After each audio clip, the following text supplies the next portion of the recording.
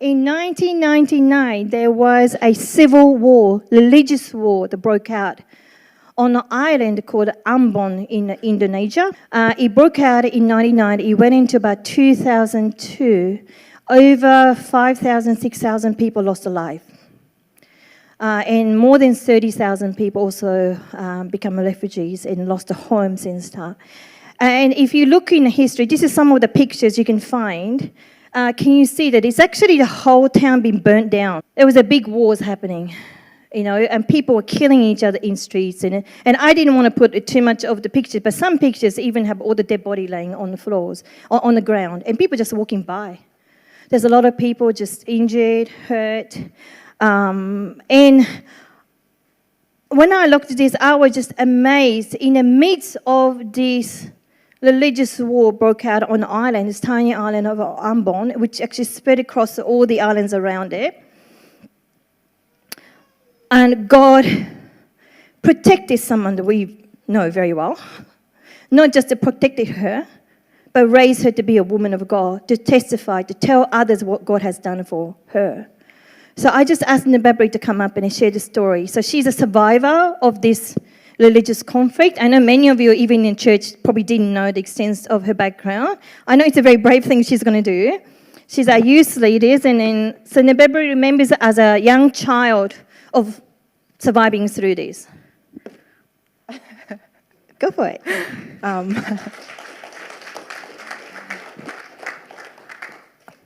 I actually didn't know this was classified as a civil war myself. Like, honestly, I just recently find that out.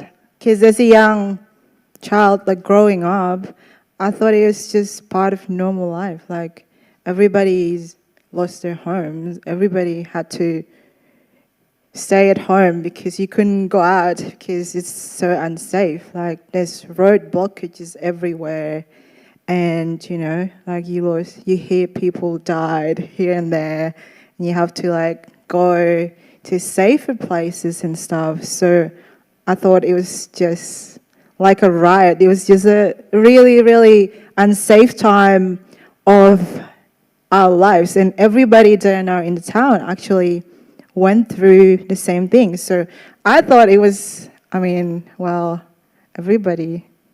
is in this together, right? So there's nothing special about it. So I just realized how significant it actually is and how much it has impacted me, like, and my family and stuff.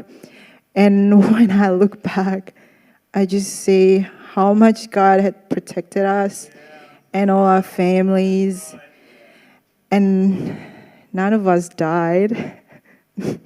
I'm still standing here today, it's just looking back, just seeing how much God has been so faithful to us. I just wanted to tell you about it. And also, in the midst of those, I do have a few of those moments, like a Gilgal moments, when God just brought me through stuff that I thought was impossible. And, growing up as a young child, as teenagers, in this environment, I was lost and I didn't have hope for my future.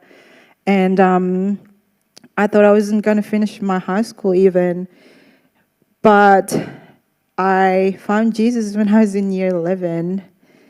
And I found hope for my future. So I managed to finish my school. I even went to uni and finished my uni. And never thought that God would bring me all this way here to do study. So I came here for a 2-year study, and it was meant to be 2 years. Now I've been here for nearly 10. And all the way through, it's like every time, I know some of you would know my story, like every time I wasn't too sure if there's any way for me to stay. It's almost like God just always made a way. For me, it's like when I see there's no way for me, like there's no other visa for me to stay, there's no other way for me to keep like being here, even though I knew that God has a plan for me in this country. But it's just it always happened and he always made a way for me.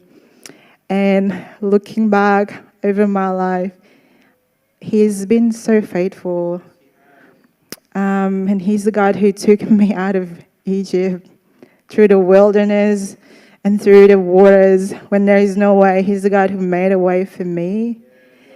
And the same God who did that for me is the same God who cares about all of you today in this room. And if you just walk faithfully with him, he will never leave you, never forsake you. So you can see some of the, don't go yet, I'm not releasing you yet. We're not done yet. There's some houses been burnt down there, the pictures up here and then there too. There was a lot of fires, the Christians and then opposition, to religious community were killing each other and, lighting a fire on each other's houses and then business and stuff. So Nababari's family also lost a home by fire. There's a quite an amazing miraculous story that she didn't share, that how God, so her family is a Christian, and how God miraculously, day before her house got burnt down, removed them from the area. And Dad really felt the urgency in him to take the family away. So you were about 7? Did you say 7? Yeah? Yeah. And how did you escape the area you were telling us? How did you get out of this? We just had to walk. So we had to leave the house and we had to walk over to our relative's house, which is in the safer area. But you had to walk through, because all the roads are blocked and stuff, but you have to walk through, and listening to, shooting at the other places, because it becomes unsafe and you have to just make sure that you're, safe all the way through. So I don't know if some of you probably remember when she first came to our church, she used to wear black footy over her head everywhere she went. Everyone remember that? I thought, this is really weird. We've got this young girl, I didn't know her very well, it's like a bond student who's got a black footy inside the church and everywhere she goes. And I thought, that's really odd.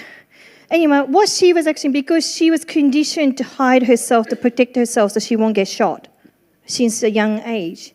She actually didn't realize that she was still doing that here, although there was no dangers here. How much of that affect us? But it's amazing things. God raised her up as a woman of God, now leading our youth team, which is sitting up there, or cheering for her, hopefully, waving. Yes.